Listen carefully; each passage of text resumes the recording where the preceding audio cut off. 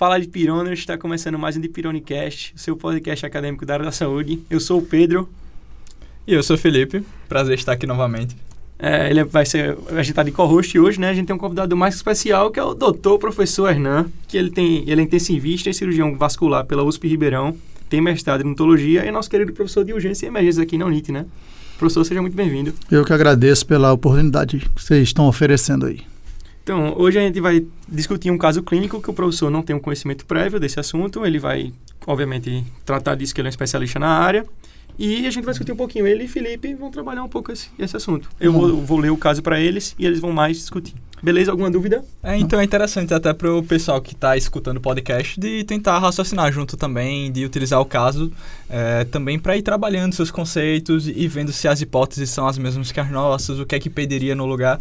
E aí você pode até deixar um comentário, faria isso diferente, faria de tal maneira. Então, vamos embora? Então, uma coisa que vocês podem fazer é ir pausando o episódio enquanto eu vou lendo para discutir junto com o pessoal e pensando o que é que você pode fazer. Beleza? Posso começar? Vamos lá. Vamos lá. Então, é um caso clínico. Chegando às 7 horas em um plantão, seu colega plantonista passa um caso que, segundo ele, era muito tranquilo.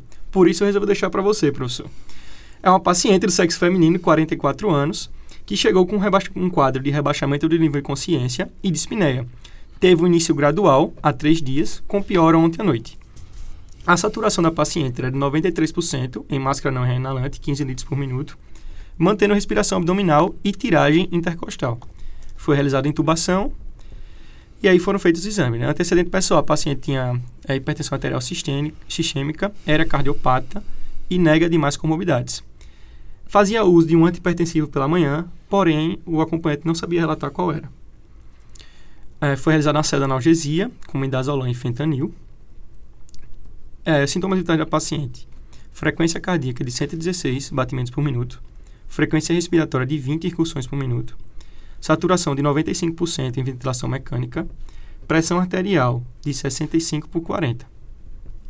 Então, como é que você já começaria a abordagem desse paciente? Como é que você pensaria mais nesse quadro, professor? Então, na hora que você pega uma situação dessa, né, independente da idade, um paciente que tem rebaixamento de nível de consciência e mostra um quadro de dispneia, você está basicamente aí frente a 2 situações, né? 2 síndromes, vamos dizer assim. Uma síndrome respiratória e uma possível síndrome neurológica que pode ter uma série de causas. Então, dado ao manuseio desse paciente, a primeira coisa que a gente teria que fazer, já se colocaram em intubação orotraqueal, e aí utilizaram midazolam e fentanil. E mesmo assim, ela apresenta uma pressão arterial baixa, né? 6/4, 60/40. A princípio, a gente tem que descartar se isso é uma situação relacionada a um manuseio da droga, que foi feito de forma inadvertida, muito comum no dia a dia, ou se ela tem um quadro de choque associado, né? Já que ela está em intubação, tem um rebaixamento de consciência, que pode ser em decorrência, por exemplo, de uma redução do débito cerebral, né? Diminuindo o débito cardíaco, diminui a perfusão cerebral e o paciente rebaixa.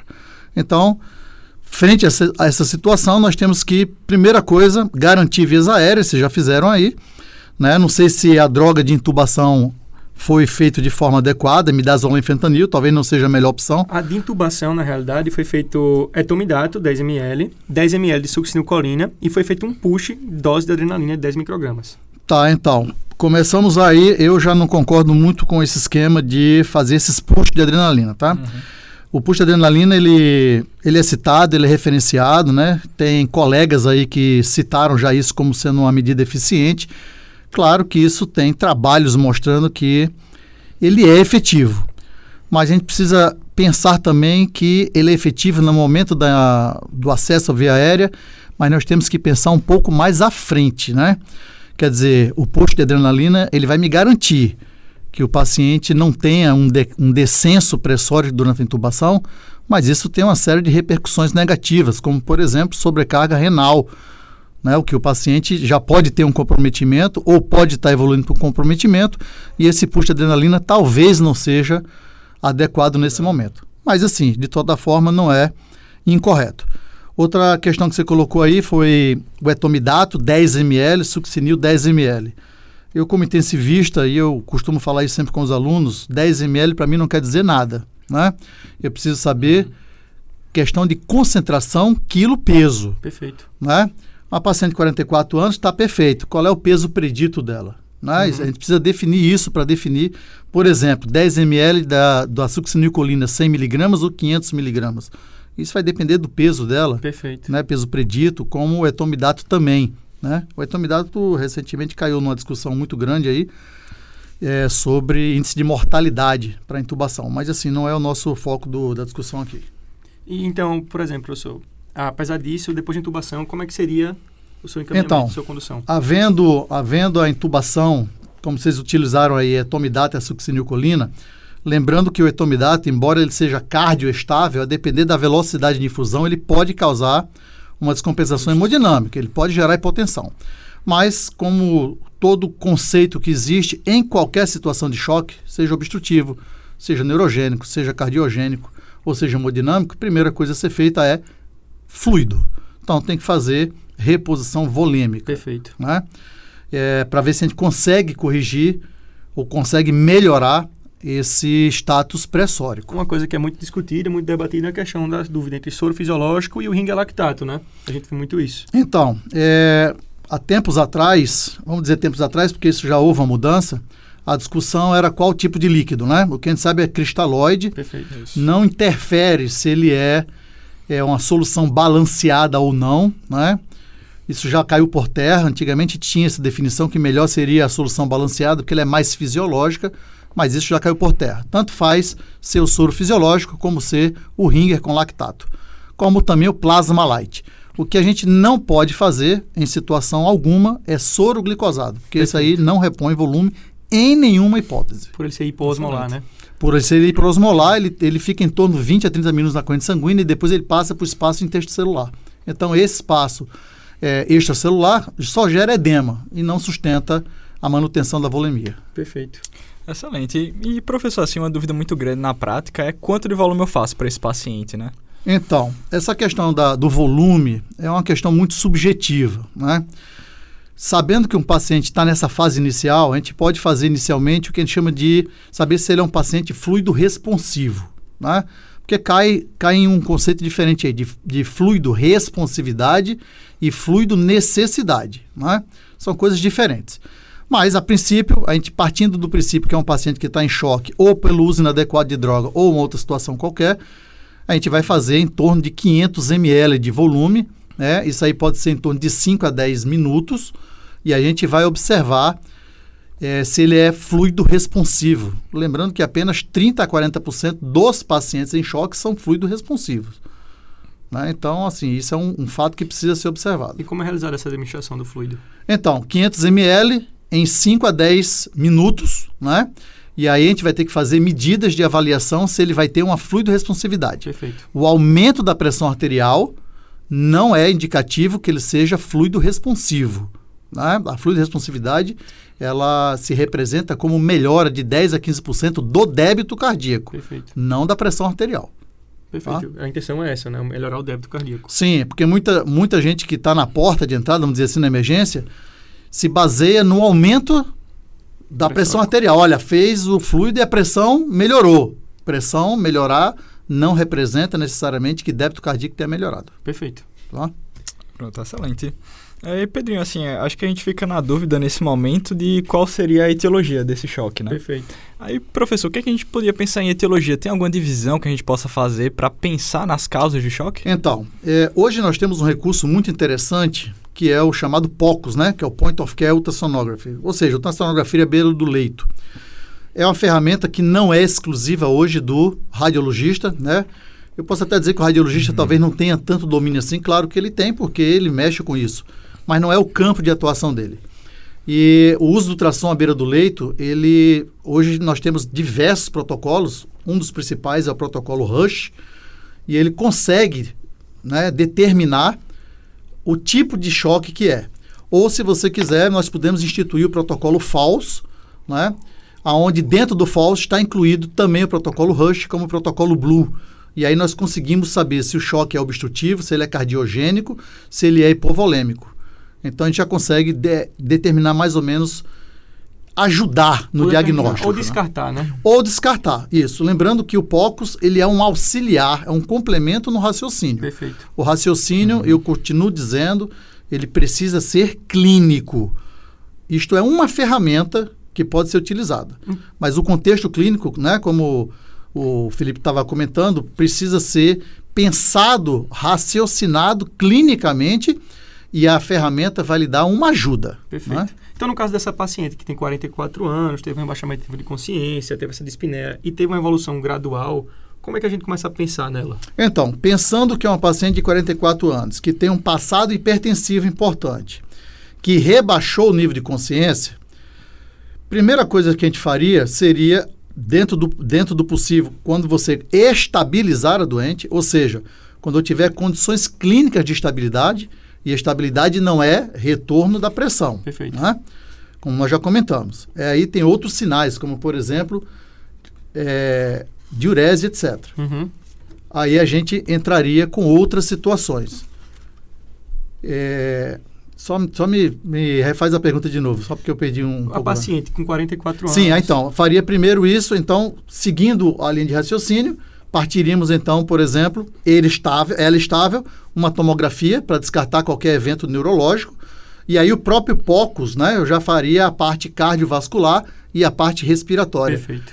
Na tentativa de descartar a insuficiência respiratória, a alteração cardíaca, do ponto de vista da emergência. Uhum. Né? Lembre que esse eco não é do que o ecocardiografista faz, isso aí só o cardiologista pode fazer. Perfeito. Pronto, excelente. Aí, Pedrinho, tem mais alguma informação do exame físico dessa paciente que possa ajudar a gente? Tem sim. Do aparelho cardiovascular, o ritmo cardíaco regular está em 2 tempos, bulhas normais fonéticas, só que tem um sopro sistólico em foco aórtico, 5 cruzes em 6. Aparelho respiratório, murmúrio vesicular presente em ambos hemitórax, reduzido em terço médio à direita, crépitos em bases e terço médio. O abdômen está plano, flácido, indolor a palpação, Certo. Sem massas palpáveis ou visceromegalias. As extremidades estão frias e o tempo de enchimento capilar de 7 segundos, sem edemas. Exame neurológico racha de -5, pupilas isocóricas e fotorreagentes. Laboratoriais. Tem um leucograma tá, de 15.765, ureia de 156, creatina de 4,5, lactato 5,6, PCR 130, eletrólitos e exames de função hepática indisponível no serviço. O eletrocardiograma, ritmo sinusal, eixo normal, onda P bífida em derivações inferiores, índice de Morris positivo, infra de ST em D1, AVL, V5 e V6. No raio-x de tórax, tem um infiltrado difuso, uma consolidação em terço médio do pulmão direito, seios costofrênicos livres, sinal do duplo contorno e sinal da bailarina. Então, veja bem, o que você está me descrevendo aí é um exame físico extremamente recheado, né? Então, vamos por partes. Perfeito. Então, você me mostrou aí que ela tem sinais de crepitação em base, tem um leuco infeccioso, tem gasometria? Não, você não citou, né? Não tem gasometria. Perfeito. então, mas assim, ela tem um tempo de enchimento capilar maior do que 5, que é o que a gente adota hoje, que mostra sinais de hipoperfusão, com um leucograma infeccioso, não vou dizer extremamente infeccioso, mas está infeccioso, com uma disfunção renal associada, né, um lactato mostrando que parece contribuir com a leucometria, que mostra ser um quadro, pode ser um possível acidose lática, né, um PCR aumentado, que mostra que é um paciente que está em inflamação. Perfeito. Veja bem, o PCR é um quadro, é uma situação que ele não é muito específico, mas ele é sugestivo de algumas coisas. E aí no eletro você me mostra que tem uma onda P bífida, que mostra sobrecarga atrial, associada a um infra de ST, né?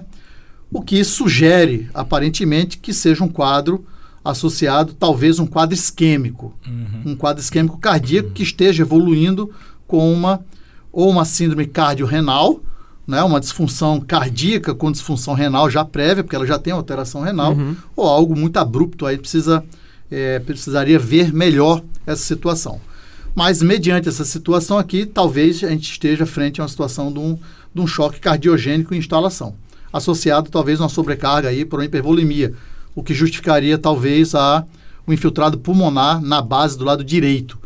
Ou porque ela broncoaspirou durante o rebaixamento, ou porque ela está tendo uma sobrecarga do volume aí através de uma pressão retrógrada, já que ela tem um dismorfismo de onda P, o que mostra uma sobrecarga atrial. É muito interessante assim o caso, que traz muitos detalhes. Uma coisa que eu estava pensando no começo, até por ser uma paciente mais jovem, talvez um tromboembolismo pulmonar, pudesse ser uma hipótese, né? Pode ser. Mas assim, pelo que o Pedro falou, foi uma progressão mais lenta do caso. No TEP a gente espera algo mais devagar. Até pelo TEP justificaria algum quadro hemodinâmico, porque aí pode ter um TEP maciço, isso ter repercussões. Mas aí chamou muita atenção porque tem achado na radiografia, coisa que a gente não esperaria no TEP. E também esses achados laboratoriais, acho que trazem mais a gente para um quadro infeccioso mesmo. Aí talvez aí um choque séptico associado. Talvez. Claro que a gente não viu a resposta volêmica, né? Mas aí chamaria a atenção.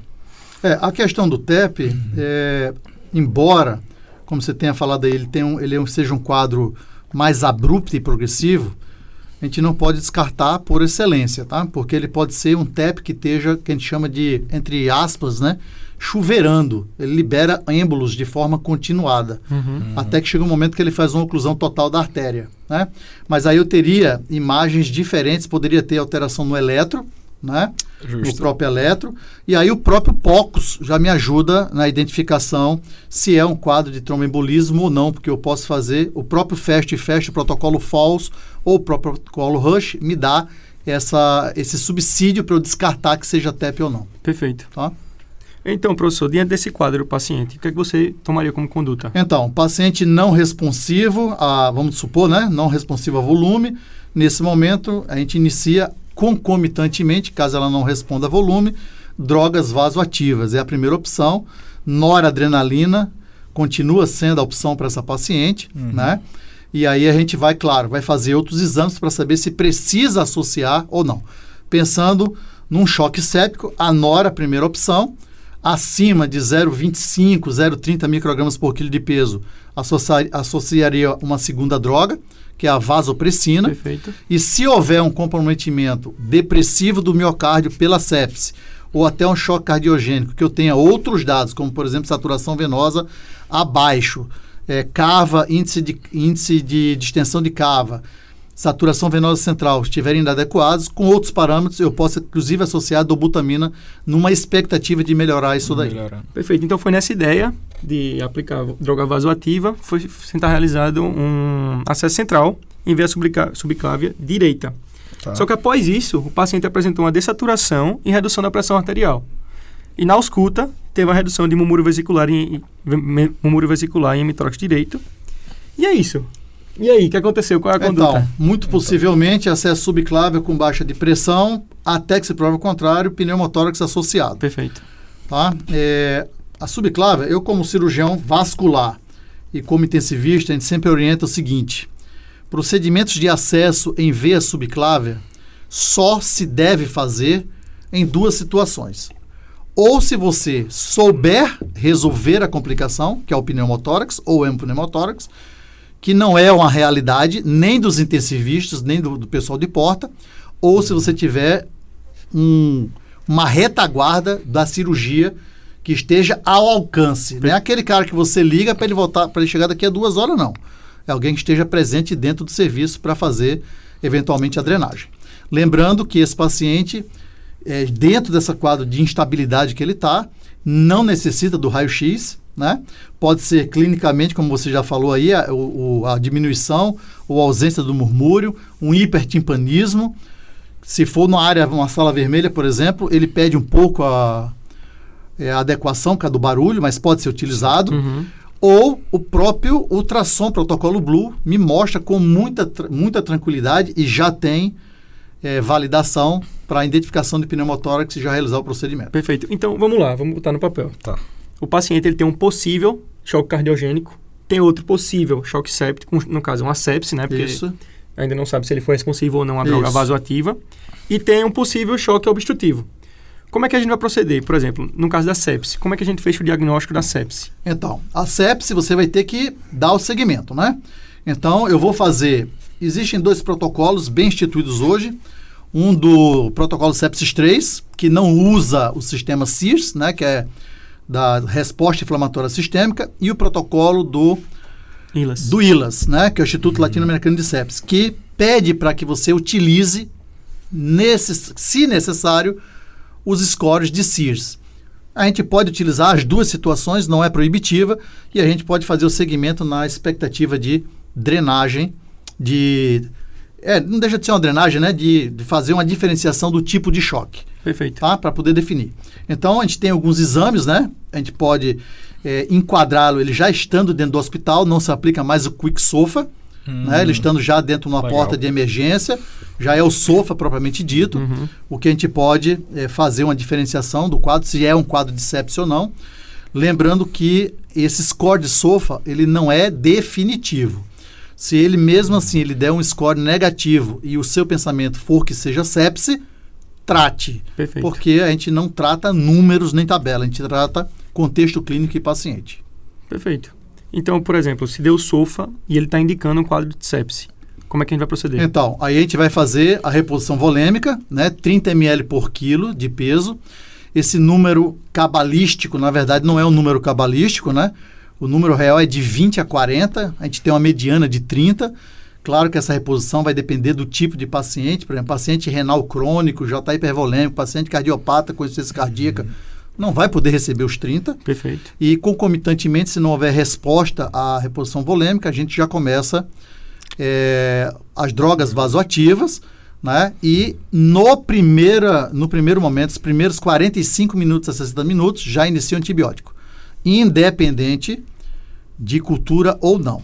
Existe uma dúvida muito grande aí, porque tem o Survive Sepsis Campaign, ele colocou uma situação de que, assim, se for uma probabilidade de sepsis, pode ser começado nas primeiras 3 horas. Mas se for uma provável sepsis, precisa ser começado na primeira hora. Perfeito. Ou se tiver o choque séptico já associado. Sim, se já tiver também o choque séptico, porque na verdade assim, ele precisaria avaliar se ele é resposta, né, se ele tem responsividade, e aí fazer o segmento. Colhe as culturas, faz o exame, preferencialmente na primeira hora começa o antibiótico. Perfeito. E aí muito interessante disso também, em relação a esse número do 30, né, que é uma coisa meio cabalística mesmo. Mas assim, é algo que não tem uma evidência de trial. Não estudo observacional. Então a gente deve realmente individualizar bastante e pelo menos para mim, para o nosso paciente, parece ser o caso de tentar individualizar. Sim. Já que ele parece ter um choque cardiogênico associado. Então, provavelmente ele não responderia a esse volume todo que a gente está pensando em infundir. Então, baseado nos critérios hoje de fluido-responsividade, né, que seria uma coisa mais direcionada, a gente poderia ter, até porque hoje nós temos recursos tecnológicos muito próprios para fazer esse estudo, né? Então, basicamente, todo serviço hoje de terapia intensiva, até de emergência, já tem a disponibilidade de um ultrassom no local. E aí você pode fazer, saber se ele é fluido responsivo, se ele melhora o débito cardíaco com o próprio ultrassom. Perfeito. Se você não tiver outros dispositivos. Não é? Nesse caso, então, vamos dizer assim, o paciente foi fazer o acesso central e acabou evoluindo para o pneumotórax. Então, ele não começou ainda a droga vasoativa. O que é que a gente trata primeiro? O pneumotórax ou o quadro de sepse? Primeira coisa, pneumotórax. Perfeito. Como é que a gente faz essa conduta? O pneumotórax, lembre que é uma emergência clínica. Se você não tratar, não adianta você fazer droga. Você pode instituir a droga que for, o volume que for, ele com o pneumotórax vai continuar hipotenso. Então, a primeira coisa que você tem que fazer é fazer a drenagem, né, desse pneumotórax. Não a drenagem propriamente dita. É uma tórax sem tese de alívio, né? Um abocate calibroso, 12 ou 14, quinto espaço intercostal entre a linha axilar anterior e a média. Lembrando que anteriormente era segundo espaço intercostal, hoje a gente não usa mais isso. Perfeito. É no quinto espaço entre linha axilar anterior e média. Introduz, é o mesmo local onde você vai introduzir depois o tubo, né? E lembrar que esse paciente, existem algumas condutas aí que a gente tem notado meio assim estranhas, vamos dizer assim. Nem todo pneumotórax precisa ser drenado. Mas pacientes em pressão positiva, ou seja, que estão em intubação, obrigatoriamente tem que haver a drenagem. Perfeito. Então foi resolvido, foi drenado. E qual é que a gente vai fazer agora? Noradrenalina. Perfeito. Já começa a reposição volêmica, não responsividade. Não precisa esperar 1 hora, né? Que é o bundle da sepse, é fazer o volume em 1 hora. Você começou a repor volume, não houve melhora da pressão, nesse mesmo momento, concomitantemente, já começa o início da noradrenalina. Então foi exatamente isso que foi realizado no nosso caso. Só que o paciente ele manteve a pressão 85/50, apesar da infusão de cristalóides e de nora, 40 ml por hora. Em solução padrão, 64 microgramas por ml. Certo. E aí, o que é que a gente faz nesse caso, se ele é não responsivo? Então, eu sou cri-cri de novo, cara. Esse negócio de quantos ml hora? 40 ml hora? Isso. Em dose padrão, situação padrão. Gente, olha só, esse negócio de solução padrão, isso é questionável. Padrão depende de como você vai adotar. Então, você pode botar 4 ampolas em 200, 4 ampolas em 234, 4 ampolas em 100. Então, assim, esse negócio de padrão, eu já não gosto muito disso. Mas, independente disso, quando está com 40 ml, se for na dose dita padrão, que são 4 ampolas em 234, seria mais ou menos 64 microgramas. Eu precisaria de novo saber o peso dele, porque 40 ml hora para mim não quer dizer nada. Perfeito. Não é? E aí sim, se ele tivesse entre aquela cifra de 0,25 a 0,50 microgramas por quilo por minuto, então eu estaria dentro de uma situação de um choque séptico, já considerado como refratário, é um dos conceitos, e aí eu precisaria associar outra droga, que é a vasopressina, que é a segunda droga de indicação. Professor, uma dúvida, assim, muito da prática, quando a gente chega lá no pronto-socorro, é com quanto eu começo de nora e como é que eu vou calculando essa dose à medida que eu vou subindo? Então, a noradrenalina, qualquer droga, né? Drogas vasoativas, pseudoanalgesias, analgosedação, né? Todas elas você precisa fazer a titulação da droga. Então, nós temos várias tabelas hoje já pré-determinadas de alvos de concentrações de drogas para cada situação. E a gente tenta trabalhar dentro dessas faixas. Se você titular, ou seja, aumentar a droga ou diminuir a droga, estando dentro dessa faixa de regularização, de normal, então ela está bem adequada. Então, como é que começa a nora? Depende. Você pode começar com uma dose padrão, vamos dizer assim, né? Se for uma droga vasoativa, o ideal é que você tenha uma linha arterial, ou seja, tenha uma pressão arterial invasiva, e aí você vai calcular desde que a pressão arterial média esteja acima de 65, né? Mantendo sempre entre 65 e 100, dependendo de cada situação. Mas normalmente acima de 65 já é o ideal. E eu vou titulando. Eu posso botar para mais ou para menos, desde que a minha pressão arterial média esteja mantendo acima de 65 milímetros de mercúrio. Então, quando eu vou associar a vasopressina à nora? Quando eu tiver uma dose maior do que 0,25 a 0,50 microgramas por quilo de peso. Perfeito. Por isso que eu preciso saber o peso. Peso predito. Pode calcular o peso predito, existe uma fórmula apropriada para isso, ou eu posso fazer a fórmula do preguiçoso. Né? Altura menos 100. Perfeito. Vai ter um desvio padrão importante, mas é uma forma da gente fazer. E até quando eu posso aumentar as duas? Então, a noradrenalina não existe uma dose teto. A gente sabe que acima de 3 microgramas por quilo por minuto, ela começa a ter repercussões hemodinâmicas importantes, inclusive com isquemia de extremidades. Tá? A vasopressina, essa tem dose teto. Não adianta ultrapassar a dose teto, que, se não me falha a memória, são 12 unidades por litro. Tá? A gente chega muito para ver assim, pacientes usando 19, 20 unidades. Não adianta. Na hora que você chega a 12 unidades por litro, ele já satura todos os receptores da vasopressina, que são os receptores V. Então, não adianta você aumentar. Você precisa remodelar a forma de pensar e talvez incrementar outras situações que você possa utilizar para melhorar isso. Talvez uma terceira droga, como a dobutamina nesse talvez caso. Uma terceira droga, pensando que ele possa ter um fator depressor do miocárdio. Perfeito. Em relação a sepsis ou até o próprio choque cardiogênico. Você pode ter os dois choques associados. O que provavelmente é o que está acontecendo com o paciente, né? Pode ser. Muito capaz. Tá? Você pode introduzir, por exemplo, embora nível de evidência seja baixo, pensando em choque cardiogênico, eu posso associar a hidrocortisona, né, que é um mineralocorticoide, numa expectativa de estimular a adrenal para produzir catecolaminas, e posso chegar até o último recurso, que já seria meio que uma medida heróica, que é o uso de bicarbonato de sódio como resgate dessa pressão. Professor, aqui a adrenalina teria algum espaço? A adrenalina pode ser utilizada, né? A droga de escolha, a segunda droga é a vasopressina. Se eu não tiver a vasopressina, eu posso entrar com a adrenalina. Tá? Mas assim, do ponto de vista farmacológico, não parece ser muito adequado, embora esteja nos trials, porque o uso da vasopressina é para você utilizar um outro tipo de receptor, que são os receptores da vasopressina, que são os receptores V. Porque a noradrenalina usa alfa-1 e alfa-2. Então, na hora que eu uso a adrenalina, ele vai usar os mesmos receptores alfas. Então, assim, aparentemente, não teria muita lógica farmacológica. Perfeito. Mas os trials, ele descrevem como sendo uma droga possível na ausência da vasopressina. Perfeito. Uma dúvida que eu vejo muito frequente é, por exemplo, não é o caso do paciente, mas o paciente estabilizou. Qual é a primeira droga? A gente iniciou com a nora, depois foi associada à vasopressina. Qual é a primeira droga que a gente começa a reduzir? Então, também não tem nenhum trial, nenhum protocolo que mostre que é mais eficiente você tirar a nora ou a vasopressina. Mas, da mesma forma que a gente tem um pensamento lógico. Uhum. Se eu associei a vasopressina porque eu estou com os receptores alfa-adrenérgicos saturados, a lógica seria começar a retirar a noradrenalina, para que ele, então, começasse a diminuir a saturação dos receptores alfa-adrenérgicos, e no momento que ela tivesse com a dose já adequada, ou seja, menor do que o que eu estava esperando, que é o 0,25 microgramas por quilo, então eu começaria a retirar a vasopressina. Lembrando que a diferença dessa retirada ela é muito marcante, porque a meia-vida da noradrenalina é em torno de 4 minutos. O da vasopressina é de 30 minutos a 1 hora.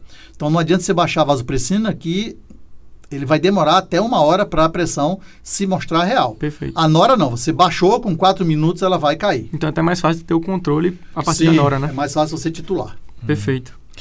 Professor, aqui o lactato teria algum papel para a gente direcionar nossa terapia em relação a volume, em relação à infusão de droga vasoativa? Então, o lactato ele vem desde o sepsis 3 sendo um ponto de conflito, né, entre as sociedades. Mas assim, aparentemente tem uma função, né? O ILAS, ele manda você iniciar a droga vasoativa independente do lactato. Situação essa que o sepsis 3 não, ele precisa do lactato ser mensurado para iniciar as drogas vasoativas.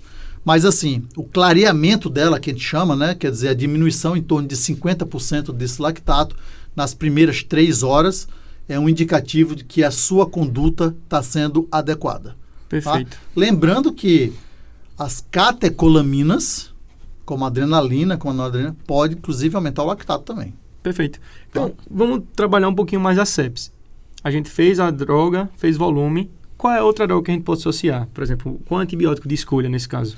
Então, o que é orientado pelo protocolo é um antibiótico de largo espectro. É difícil você definir o que é um antibiótico de largo espectro. Então, o que a gente geralmente, o que o protocolo associa, por exemplo, é uma cefalosporina de 4ª geração. A ceftraxona é uma boa indicação para você fazer independente de qual seja o sítio. Claro, até que você tenha uma definição baseada nas culturas ou no sítio que você está pensando. Né? Perfeito. Porque a indicação do antibiótico, a princípio, é de largo espectro se eu não souber a origem da infecção. Mas se eu tiver um indicativo é utilizar antibiótico que pega aquela região. Perfeito. E quando é que a gente usa, por exemplo, a vancomicina, um cefepime, algo desse gênero? Então, teve até uma discussão agora recente, né, de um pessoal lá de São Paulo, sobre quando utilizar cefepime e quando usar tazobactam associado à vancomicina. Pensando, por exemplo, na nefrotoxicidade da vancomicina ou na neurotoxicidade do cefepime. Né? E o trial mostrou, na verdade, que não existe nenhuma repercussão negativa no uso do tazobactam, que é o tazocin, né? Com a vancomicina. Geralmente, a indicativo de você fazer uma associação de drogas é com um efeito sinérgico. Né? A gente evita muito utilizar monoterapias em pacientes com sepse. Porque a sepse, antigamente a gente chamava sepse grave, né? Hoje não tem mais isso, Sim. Toda sepse é grave. Então, inicialmente, a depender do sítio, a gente pode até começar uma monoterapia, mas se esse paciente não responde dentro das primeiras 48 horas, o indicativo sempre é associar um segundo antibiótico que, claro, aumente o espectro de ação, mas seja sinérgico à ação dele. Perfeito. E aí, mais alguma informação no caso, Pedrinho? Então, apesar de todas as medidas terem sido feitas, a paciente acabou evoluindo ao óbito. Obviamente, nesse caso, a gente está falando do que foi feito nesse quadro do paciente, nesse caso específico, não do que a gente discutiu aqui. E é isso, eu acho que a sepse, o choque de forma geral, é um assunto muito importante, que é uma das doenças que mais mata no mundo, né? Então a gente tem que saber como proceder, para onde ir, e eu acho que é muito importante o professor estar aqui para debater isso com a gente. Então, o choque séptico, né? A sepse com o choque séptico incluído, ele ainda no mundo alcança uma cifra em torno de 30% a 40% dos pacientes que têm o diagnóstico firmado, eles terminam evoluindo para o óbito. Isso eu estou falando em cifras relacionadas a países de primeiro mundo, né? O nosso aqui, que eu falo não é Alagoas não, nosso Brasil, a nossa faixa é em torno de 50%. Porque nós temos menos habilidade de tratar do que o pessoal do primeiro mundo, menos tecnologia? Não é isso. É porque, na maioria das vezes, o quadro de diagnóstico de sepse, ele é negligenciado. Tá? A gente não sabe, e a verdade é essa, a gente não sabe a hora de indicar, quando fazer a intervenção, e fica sempre prorrogando. E quanto mais tempo a gente perde, menos condições de sobrevida esse paciente tem, né? Existe um jargão hoje na medicina, tudo é assim, tempo é vida, né? Cérebro é vida, coração é vida, não sei o que é vida. E na sepse também isso é verdade, né? O diagnóstico precoce, ele é extremamente importante para que a gente tente diminuir esse impacto da mortalidade, ainda que é muito alto aqui no Brasil. Perfeito. Excelente. E, professor, fugindo um pouquinho agora do quadro, do tema, a gente vê que o senhor está mais ativo nas redes sociais, né? Quer falar um pouquinho de como foi esse movimento para o senhor? Então, isso na verdade não foi uma iniciativa minha, né? Eu sou... O pessoal que me conhece, você já me conhece há bastante tempo, eu não sou muito dessa esfera de fazer essas promoções, né? Vamos dizer assim. E aí uma aluna da Unima, que hoje está no 11º período, ela me provocou, né? Provocou assim, ela perguntou se eu não queria fazer esse tipo de postagem até para tentar diminuir as dúvidas que os alunos têm, porque a gente sabe, gente, isso não é daqui, isso é uma questão estrutural do nosso ensino, né? Quando nós terminamos o curso de medicina, nós sabemos 20% daquilo que a gente tem que saber, tá certo? E quando a gente faz a residência, fiquem tranquilos, a gente não completa os 100%. Né? A gente vê muita repetição, muita coisa de repetição, a gente vê muita coisa, mas não é o tudo. Né? Isso depende muito, do empenho de cada residente, de cada recém-formado, de cada médico. E ela, então, começou a fazer ela criou a página. E começou a fazer as postagens. Ela faz a página. E aí depois ela me incluiu nesse meio, né, para a gente fazer a discussão técnica dos processos. E, na verdade, ela é quem vem jogando isso daí para frente, né, e vem construindo no dia a dia. E ela meio que transformou numa coisa, né, real. Perfeito. Porque eu tenho uma página pessoal minha, que não tem nada a ver com isso, e tem a página profissional, né, que aí é baseada literalmente só em casos clínicos, com as coisas mais habituais, para a gente tentar pelo menos diminuir as dúvidas que vocês têm. Perfeito. Aproveita para divulgar o @ do Instagram. Então, @médico Hernan Tenório, né? @médico Hernan Tenório é a nossa página lá do Instagram. A gente tem publicações diárias sobre casos clínicos, com discussões, né? A gente discute, não só bota os casos, mas também a gente faz a discussão dos casos. E a gente tenta dirimir essas dúvidas, inclusive com a pretensão, não estou ainda definindo nenhum projeto, mas a gente já fez um curso agora recente, né?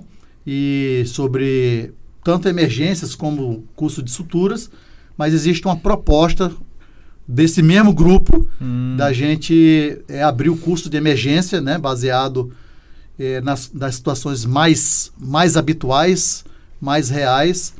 Inclusive, essa própria aluna, né, ela, só para vocês terem uma noção, ela tem uma plataforma, tá, que é a Águia Médica, que ainda não está disponível, mas que a gente está desenvolvendo para fazer esse trabalho aí junto com ela. E com um outro que foi professor de vocês, não é mais, que é o Demetrios, né? A gente também tem um projeto paralelo com ele, também sobre emergência, só que é uma outra plataforma que é associado a ele, mas é baseado, assim como a gente discutiu aqui, em casos específicos. Perfeito. Então, excelente. Acho que faz muita diferença esse trabalho, porque ele pega os casos na prática mesmo. Isso, né? É diferente da gente ver algo muito de livro, de questão, que é totalmente diferente. O ideal, assim, a ideia da gente nesse Instagram, nessa plataforma, Claro, não vai ser uma coisa baseada em casos, vai ser uma discussão maior, mais ampla, né?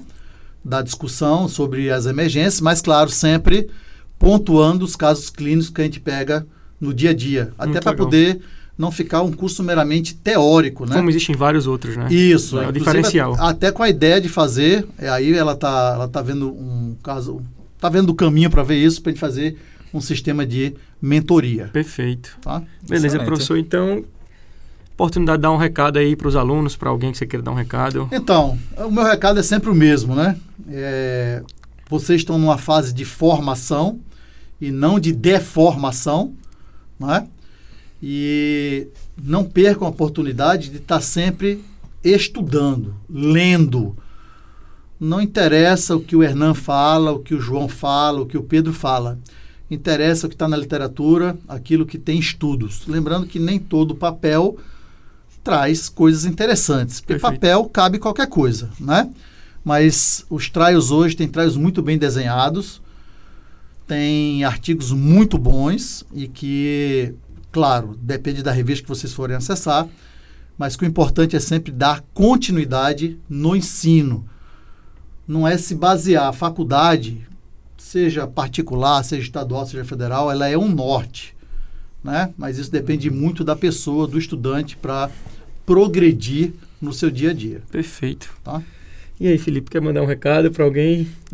Realmente agradecer o professor Hernan por estar aqui com a gente discutindo esses temas hoje, que é algo muito prático, muito do médico, que acredito que todos nós vamos estar manejando aí daqui a 1, 2, 3 anos, né? Então é uma realidade muito próxima e acho que sempre acrescenta assim, um profissional que está tentando enveredar nessa área do ensino, saindo um pouco da faculdade, indo para as redes sociais. Então é muito interessante e só fica nossos agradecimentos. Eu que agradeço. Inclusive, só para dar uma complementação, a gente montou um grupo, né, em paralelo, tem nada a ver com a faculdade, mas tem um grupo de alunos que vão comigo para os plantões, né?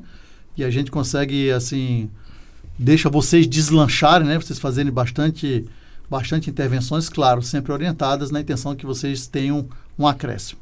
Perfeito. Mas eu que agradeço aí pela oportunidade que vocês deram. Professor, muito obrigado. O professor Hernan é uma referência, né? Tanto como professor, como profissional, assim, é uma aula muito didática dele.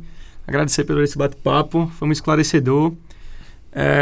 E é isso, agradecer os nossos patrocinadores, né? Que é o Belo Gourmet, Limo Lanches, o pessoal do CCS, que é o Márcio, o Robson, o Martinho e o Beno. Valeu, Beno. E também a nosso Instagram, que é de PironaCast. A nossa faculdade, a Unima, agradecer a nossa certeza. faculdade e a Unima. Agradecer ao Felipe por essa oportunidade, todo o pessoal que está aqui atrás das câmeras, ao Jonas, nosso diretor. E é isso, faltou algum, diretor? Então aí, siga a gente no Instagram de PironaCast, deixe seu like, assine o canal, tem no Spotify também, no YouTube e nosso TikTok de PironaCast. Então valeu, pessoal, até a próxima. Na dúvida, de PironaCast. tchau, tchau.